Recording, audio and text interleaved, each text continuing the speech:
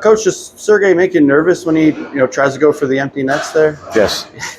I know we've talked about a lot with this team. You've been facing this team a lot lately, but it seems like the starts, and especially 5-on-5. When you're at 5-on-5 and playing your game, it seems like you're having your way with this team. You said it.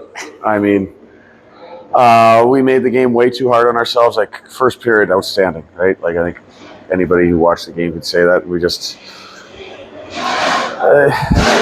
if we want to be a serious team, we have to not just be like, oh, we had a good period and we're just going to now play pond hockey. And I thought in the second period, parts of the third, that's what we did. And we fed, like, we weren't eating. Bugsy set up between periods in the office. Like, we didn't manage the momentum at all. Like, we kind of built momentum for them.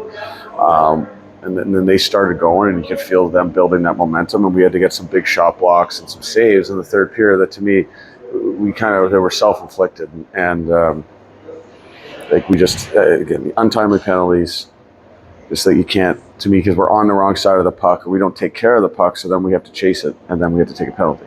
Where I thought the previous 6 periods last weekend, we were on top of the puck, we made right decisions with the puck, so then we didn't take penalties because we're in the right position. Not only that, it feeds our offense because we're in the right spot and we can attack downhill versus being on the wrong side of it, which tonight I thought in the second and third period, we were on the wrong side of the puck way too often. And they've got a lot of talented guys and veteran guys that they can make plays, and we just fed into that for them tonight. And like I said, we found a way because we had a great first period, but to me, we again, like, for us to continue to get better, the second and third just aren't good enough.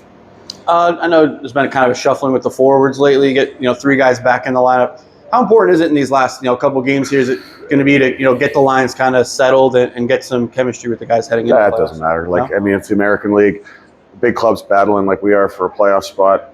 It's still going to be jumbling around probably by the time the playoffs start too, because we expect the big clubs to make the playoffs because they're playing great, and I think we're doing the same thing. So, like I said, it's been that way all year where we're just kind of rolling with it. Obviously, Kopi's lines kind of found some chemistry with Howie. We kept them together, and then trying to find some magic in other places. But again, Hazy was great. So, again, we continue to roll with it and adjust on the fly. I want to ask you about a guy I don't think I've asked you about this year, Chase Piettel. I know he kind of, I don't want to say flies under the radar, but kind of forget he's a rookie sometimes the way he's been playing this year. Yeah, like I'd argue, like, you could say that about most of our D. I thought tonight, especially first half of the game, our whole D-core was outstanding. Chase has done a great job coming in as a young guy. Sometimes he comes out just because there's a rotation. It's not because he's playing bad. And same kind of Finn's in that boat too, where maybe every 4 or 5 games they might have to sit just to get other people in. But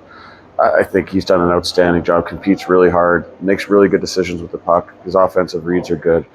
And again, like, he's fearless. He's willing to block a shot, take a hit, make a hit. He does a lot of really good things for us. And again, like, he puts in the time and the effort, on practice days, where you put in the effort, you put in the work, you kind of have no choice but to get better.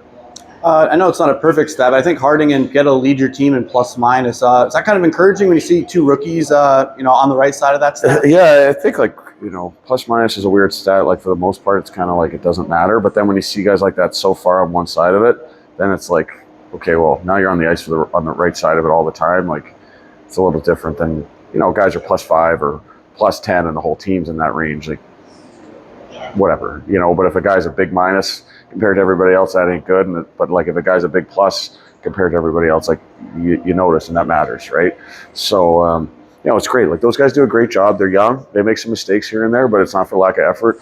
And by and large, they are making the right decision more often than not. And that's why they earn the right to play more often than not, right? You have to play this team again a 3rd time in a row. Is the message just play like we played in the first period, or you have to? Yeah, like, again, like, we can beat a dead horse here, but play 5-on-5, stay out of the box. Like, I like our chances. And don't feed their momentum. They take momentum from the power play. And again, like, we just can't take 5 or what do you take 6 penalties tonight? Like, I don't care who you're playing. You can't take 6 penalties this time of year and expect to have positive results. Like, we got some saves that we needed tonight to get away with it, but like, we need a lot. We still need 3 more wins, right? Like, we got 6 games to go, but, like, we can't be just playing with. To me, we're playing with fire when we do that.